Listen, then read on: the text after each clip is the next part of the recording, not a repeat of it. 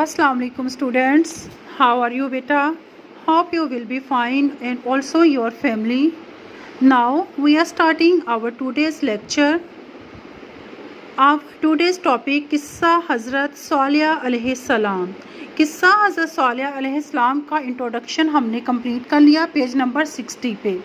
یہ ہم نے اس کا انٹروڈکشن کمپلیٹ کیا. دین ہم نے پیج نمبر 63 پہ بیٹا قصہ حضرت صالح علیہ السلام سورۃ الاعراف جو ہے اس کی آیات کو مکمل کر لیا ہے. ناؤ وی آر اسٹارٹنگ سورۃ ہود. قصہ حضرت صالح علیہ السلام سورہ ہود قرآن پاک کی سورۃ نمبر 11 آیات 61 to 62. آج ہم اس کی 2 آیات کریں گے 61 and 62. پیج نمبر ہمارا 66.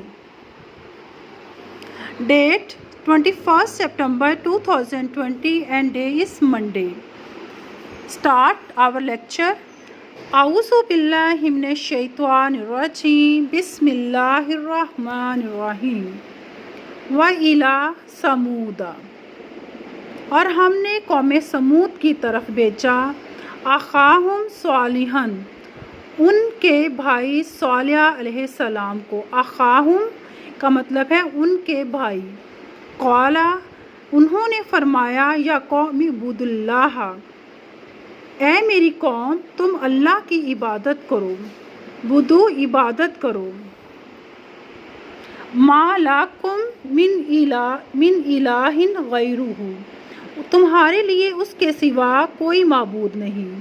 ہوا انشأکم من الارض اسی نے تمہیں زمین سے پیدا فرمایا. کہاں سے پیدا فرمایا؟ زمین سے.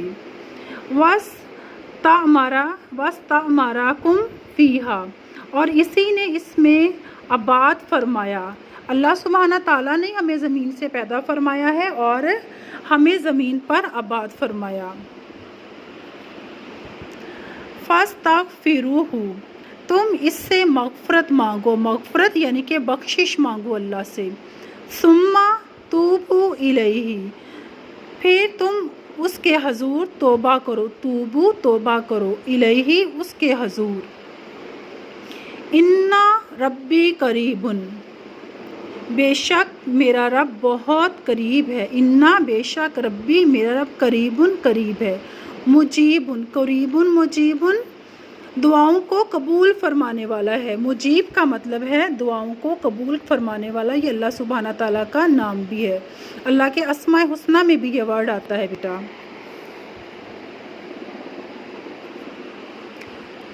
قالوا یا صالح قوم نے صالح علیہ السلام سے کہا قد کنت فینا مرجوا قبل ھذا یقیناً تم اس سے پہلے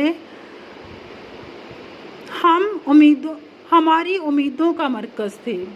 اس سے پہلے ہم میں امیدوں کا مرکز تھے یعنی کہ ہم تم سے امید کرتے تھے. آتنہانا ان نعبد کیا تم ہمیں ان کی عبادت کرنے سے روکتے ہو؟ کیا کہا انہوں نے کہ ان کی عبادت کرنے سے روکتے ہو. ما یعبد آباؤنا جن کی عبادت ہمارے باپ دادا کرتے تھے. وَإِنَّنَا لَفِي شَكٍّ